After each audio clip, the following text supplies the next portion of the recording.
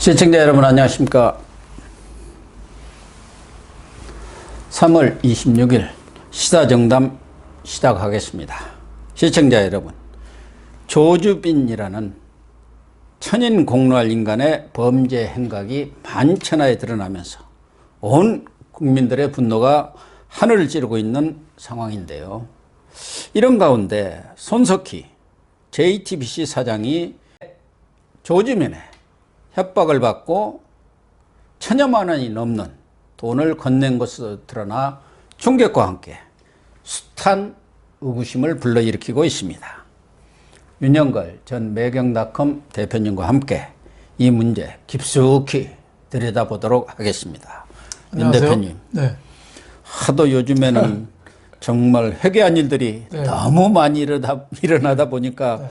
정말 이런 조주빈 무슨 N방이다 박사방이다 네. 저는 처음 들어봤습니다. 뭐 이런 것들 때문에 정말 있을 수 없는 네, 그런 범죄 행각이 벌어졌는데, 어쨌든 어제 그 조주빈이 검찰로 송치되면서 처음 카메라 앞에 얼굴을 드러냈지 않습니까? 네. 참 뻔뻔하긴 하대요. 예, 뻔뻔하긴 하죠. 뭐 반성 그 70여 명 여성 피해자들, 미성년자도 많잖아요. 그러니까 그런 뭐 성학대 뭐 이런 거를 무슨 해서 성노예 뭐 네. 그래가지고 그렇게 100억 이상 챙긴 거로 이렇게 나타났는데 엄청난 천일공로한 죄를 지어놓고 피해 여성들한테 미안하다는 게 아니라 그 손석희 JTBC 그 그러니까요. 전 앵커, 그리고 윤장현 전 광주시장, 그리고 손석희하고 싸웠던 김웅 기자 전 기자, 세 사람한테 미안하다. 그러니까 그 이해가 안 가요. 그 조주빈이가 그랬잖아요. 악마의 삶을 끝내게 해줘서 고맙다. 그 말도 참 어이가 없는 얘기예요. 반성이 아니라 내가 한 게 아니라 악마가 한 거다. 그것도 딱 떠는 게 있잖아. 그러니까 그렇죠. 이 조주빈은 완전히 두 얼굴의 사나이예요. 그렇죠. 낮에는 가서 어디 무슨 봉사활동하고 예.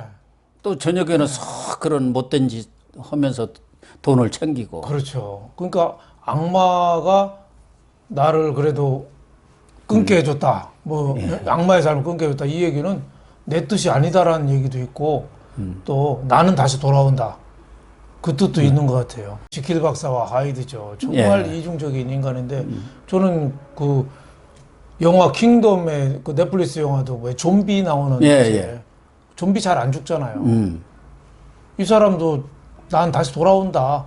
완전 좀비 인간이에요. 나는 죽지 않는다. 다시 다만 잠깐 사라질 뿐이다. 이런 뜻으로 얘기해서 저는 터미네이터 영화의 끝에 아놀드 슈왈츠제네거가 I will be back. 나 돌아온다. 저는 조주빈 얘기하는 거 보고 나 돌아온다. 그런 뜻으로 보고 너무 놀랐어요. 이런 사람들은 영구 격리시키는 그런 뭐 제도가 없나? 우리는 지금 사형 제도 자체가 폐지되는 거 아니지만 사실상 폐지돼 가지고 뭐 어떻게 할 방법은 없는 것이고, 그러다 보면 뭐 감형받고 어쩌고저쩌고 해갖고 무슨 저 사람 이제 인생 끝났나 하면 한 10년 있다 쏙 나타나요. 우리나라가 미국이나 이런 나라 보면 미성년자 성 관련되면 무조건 20년, 30년, 50년이에요. 근데 우리는 저 뭐 버닝썬, 뭐 승리, 뭐 김학의 별장 성접대, 또 뭐 있죠 그 양지호의 그 사건, 뭐 신림동 강간미수 사건, 또 다크웹이라고 그 운영자 하던 손모 씨 이런 사람들이 다 처벌을 제대로 안 받았어요. 다크웹 운영하던 손모 씨 같은 경우는 나중에 나이도 어리고 뭐 가족을 부양한다고 그래서 집행유예로 그냥 나와버렸어요. 이번에 김건모도 뭐 성폭력 그걸 해가지고 검찰에 송치된 것 같은데 이 사람도 뭐 그렇게 받을 것 같지가 않아요. 그 노래 이름이 왜 핑계잖아요. 그러네요. 핑계 갖고 돼서 성공한 사람 김건모밖에 없다는데, 그러니까 우리나라는 성 문제에 대해서 법원이 너무 관대한데 저는 이거는 저 내란죄 뭐 이 정도는 해야 된다고 봐요. 그래서 한 30년, 50년 때릴 수 있게 법원이 정말 대허각성해야 된다 이렇게 생각. 어떻게 보면 조폭의 범죄단체 조직 그 구성했다면은 사형까지 때릴 수 있거든요. 아니 이것은 차라리 뭐 조폭은 두드러 패고 돈을 가져가지만 이건 인간성을 말살해버리는 그렇죠. 사건 아닙니까? 그건 살인이나 그 수십 명의 사람들을 살인한 거나 마찬가지예요. 그 평생의 트라우마가 어떻게 그 사람들한테 지워지겠습니까? 그렇죠. 한 인간을 말살한 건데 그 남녀 문제로 봐서는 저는 안 된다고 생각하고 그리고 조주빈이가 저는 법정에 가서 얘기할 게 뻔해요. 아 내가 강제로 때렸냐, 내가 뭐 강간을 했냐, 네. 네, 내가 다소 뭐 협박은 했지만 그 상대방 피해 여성이 스스로 알아서 한 일이다. 이렇게 좀 핑계댈 것 같아요. 거기에 대해서 정말 검찰이 기소를 잘해야 된다고 봐요. 자칫하면 이런 친구들도 얼렁뚱땅 또 나올 수가 있거든요. 그렇다니까요. 네. 요 근래도 뭐 많이 받아봐야 한 3, 4년, 2, 3년 그렇게 했던 것 같아요. 그러다 초범이더라고 해갖고 그냥 얼른 내보내고 그랬던 것 같은데. 그런 사람들은 저는 30년, 50년 해서 아예 사회하고 영구히 저는 격리시켜야 된다고 봅니다. 옳은 말씀이고요. 우선 이제 관심사는 손석희 사장 그렇지 않아도 지난해에도 과천 모 교회 주차장에서 뭐 이런저런 얘기가 있었고 뺑소니 사건까지 있었죠. 그 후로 김웅 기자와의 또 폭행 사건 해갖고 세상을 다달싹하게 했는데 그때도 본인은 뭐 별 해명 안 하고 회사가 해명을 했던 것 같은데 이번에도 이건 개인적인 사건인데 왜 JTBC는 그쪽에서 회사가 설명하고 나서 그러니까 회사가 저 홍석현 회장이 저 제대로 경영을 못하는 거죠. 공과 사가 있잖아요. 예. 근데 손석희가 공적인 업무를 수행하다 이런 일이 발생했습니까? 공적인 업무 수행하다가 저 과천에 제가 사는 동네 으슥한 주차장에 가고 뺑소니 그게 다 공적인 일인가요? 그리고 이번에 N번방 예? 조주빈한테 사기당한 것도 공적인 일인가요? 그걸 왜 회사가 나서요? 자기 개인적인 일을 얘기해야죠. 홍석현 회장은 그걸 회사 일이라고 보는 모양이죠. 손석희 그러니까, 때문에 JTBC가 일어났는데 그 사람이 하는 모든 것은 회사가 책임진다. 뭐 그렇게 생각을 하는 거 아닙니까? 공과 사를 분명히 해야죠. 그리고 손석희가 사기당했다는데 이거는 삼척동자가 봐도 이해가 안 갑니다. 정말 의문투성이고 아리송해요. 언론사 사장은 정부 부처 사회 각곳에 언론사 기자들이 다 출입을 합니다. 그러면 검찰, 경찰은 안 들어가는 데가 없어요. 뭐 수십 명이 출입을 하고 있어요. 청와대 가면은 또 얼마나 끝발 좋습니까? 그렇죠. 나 이런 일로 피해 당했어. 밑에 한마디만 얘기하면은 경찰이 난리가 날 거예요. 그럼요. 그럼 신변보호 정확히 되는데 그거를 김홍 기자한테 뭐 살해 협박을 받고 뭐 1,000만 원을 줬다. 김문 기자가 그렇게 유해를 가하도록 사주를 했다는 거 아닙니까? 조주빈한테. 그런데 이 통상적으로 보면 언론사가 아니라도 언론사의 무슨 사장 아니라 무슨 기자가 아니라도 그런 협박을 받고 위협을 느꼈다고 하면 공포를 느꼈다는 거 아닙니까? 그럼 당연히 경찰한테 신고를 할 거 아닙니까? 근데 왜 신고를 안 했을까요?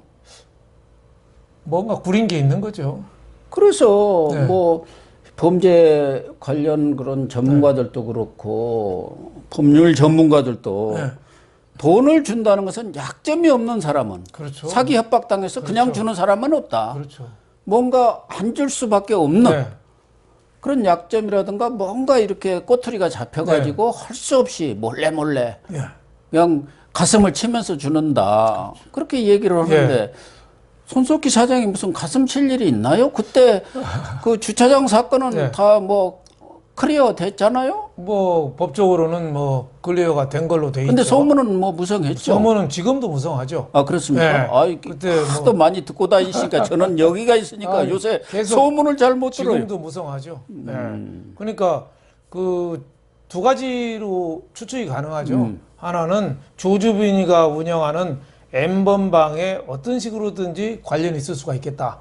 그 추측입니다. 잘못하면 지금 큰일 납니다. 명예훼손 추측이죠. 그래서 조주빈이가 왜 그 회원방 가입시킬 때 상대방 신원을 철저히 확인했다고 그러잖아요. 그러니까요. 그러니까 손석희에 대해서 신원을 확보하고 나서 약점을 잡아서 돈을 뜯어냈다. 이게 1번. 2번은 작년에 과천 주차장에서 그 밤에 그 노모 만나러 뭐 그 밤에 으슥한 주차장에 있을 리는 없고 그때 옆자리에 뭐 이상한 사람이 네, 샀다는 그, 설이 계속 그렇죠. 나왔지 않습니까? 예, 밤늦게 뭐 남자 둘이 차 안에 있을 리는 없고 예. 상대방이 뭐 여성이라는 소문이 파다했잖아요. 예. 근데 그 영상이 있다는 얘기가 있었어요.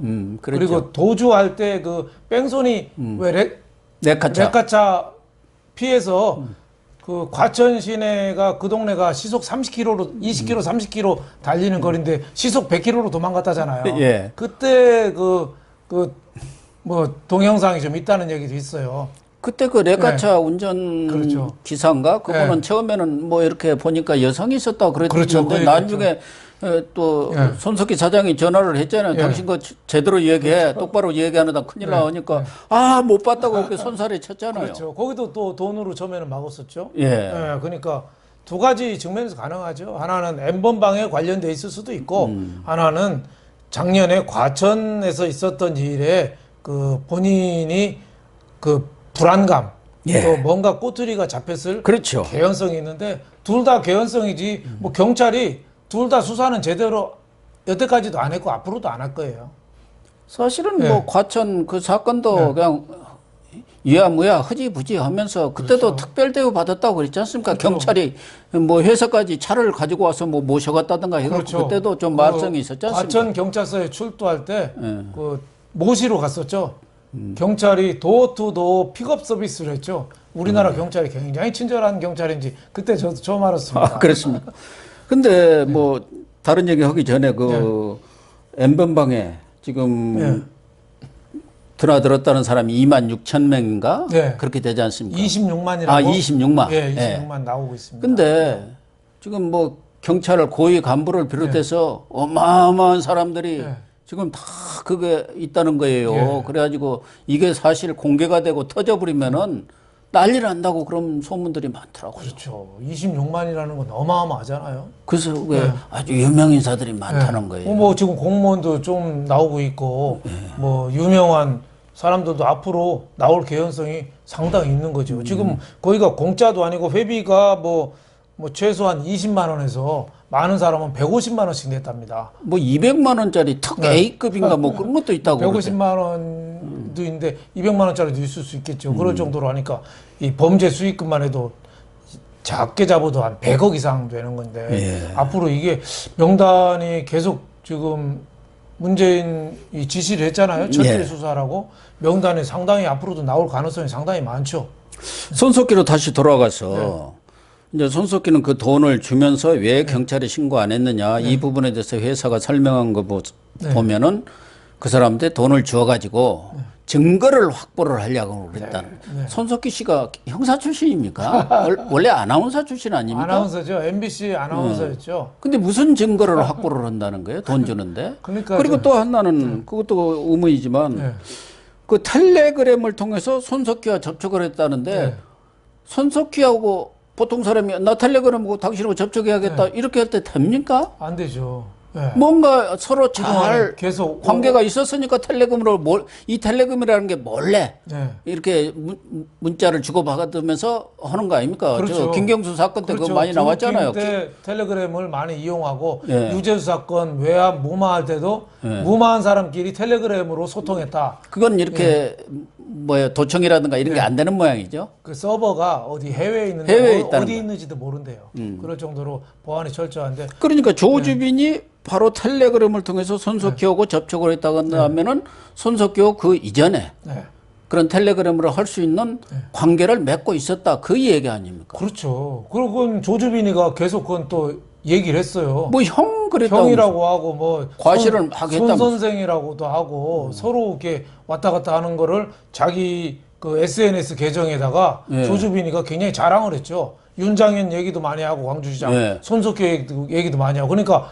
손석희하고 어떤 식으로든지 계속 소통이 되고 있었다는 얘기죠. 그러니까 윤장현 전 시장 사기칠 때도 JTBC 스튜디오까지 데려가서 손석희도 그 같이 봤다는 거 아니에요. 그러니까 조주빈이가 손석희한테 무슨 얘기를 했을 거 아니에요. 그 윤장현이 가니까 내려와서 좀 잠깐 그 스튜디오에서 보세요.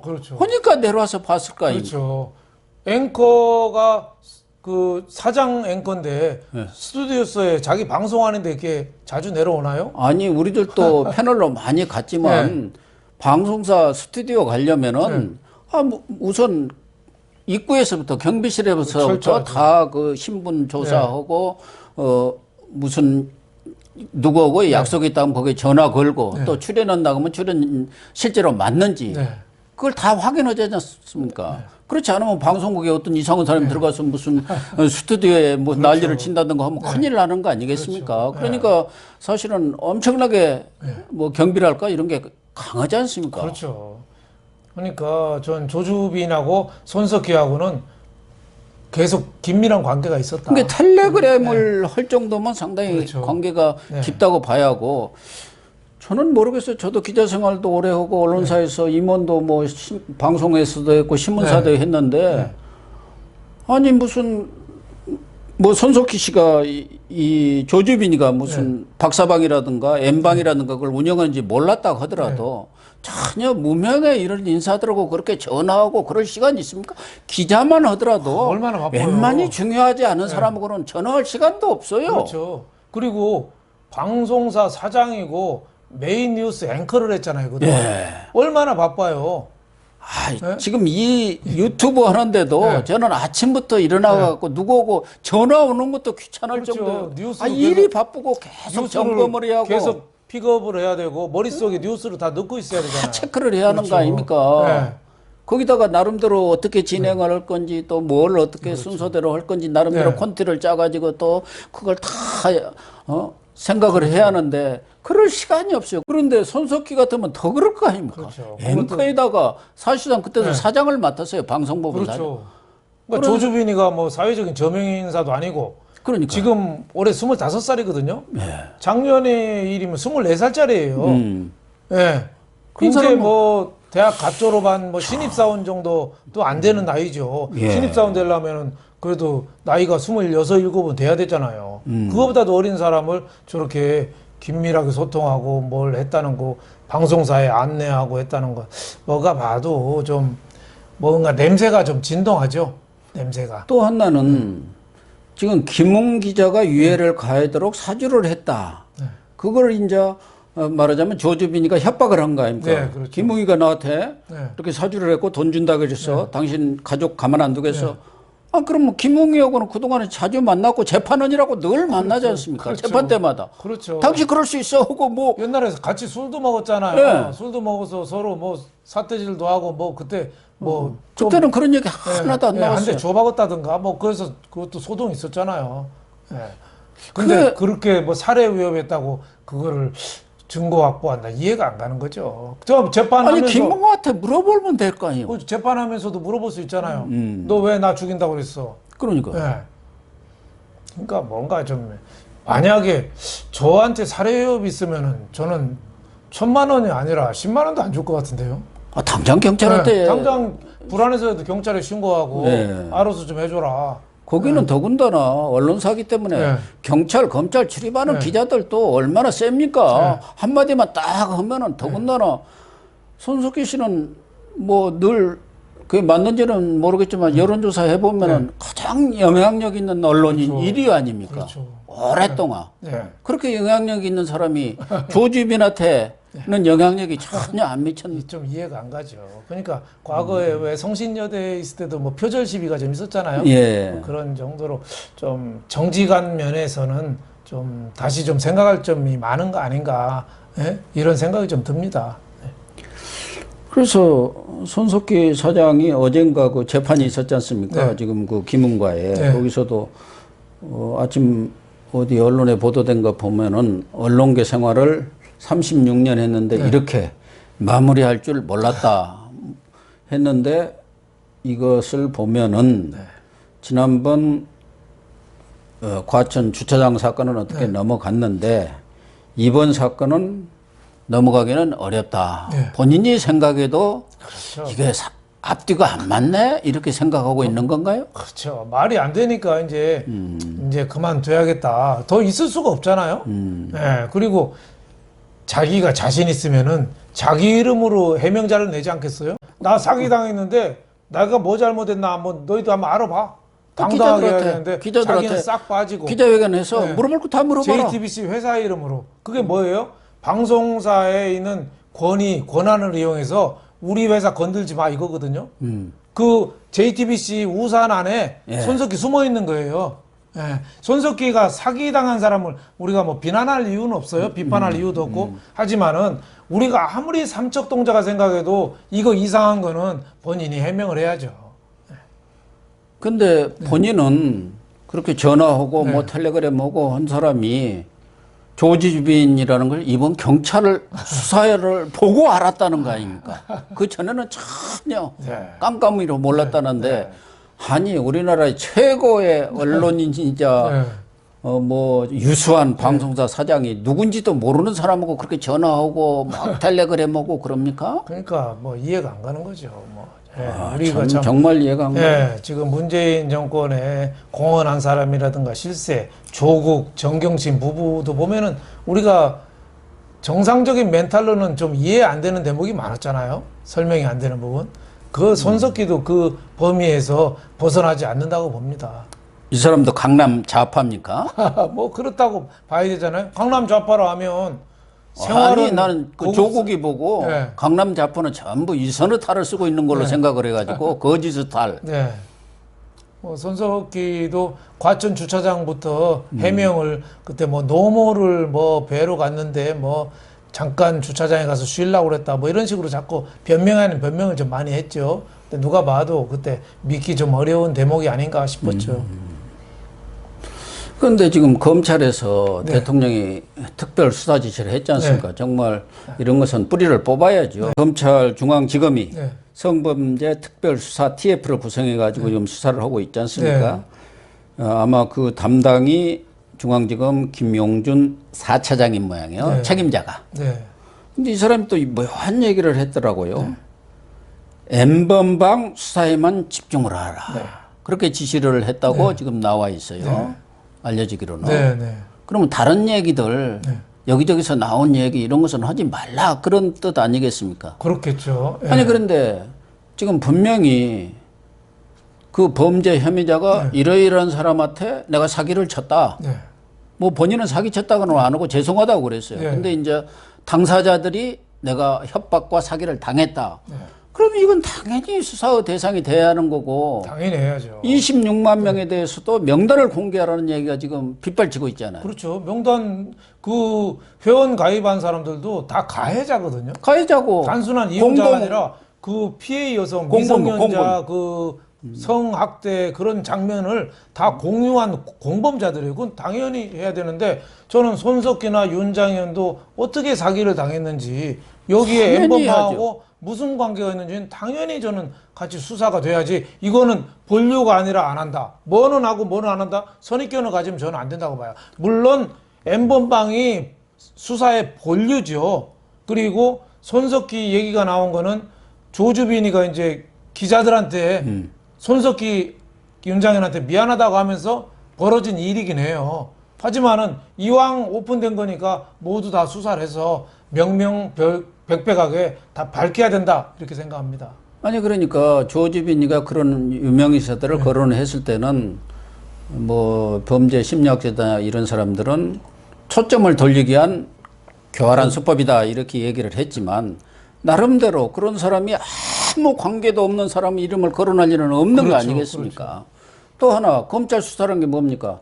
N번방에서 이런 사람들이 어떤 범죄 행각을 했는지 그것도 밝혀야지만 어떤 사람들이 그 N번방을 이용을 해가지고 박사방을 이런 범죄 행위가 가능하도록 했는지 그렇죠. 그 양쪽 수사를 해야 할 거 아닙니까? 그렇죠. 다 해야죠. 조주빈이가 뭐 의도적으로 손석희 윤장현을 끌어들인 건 분명해요.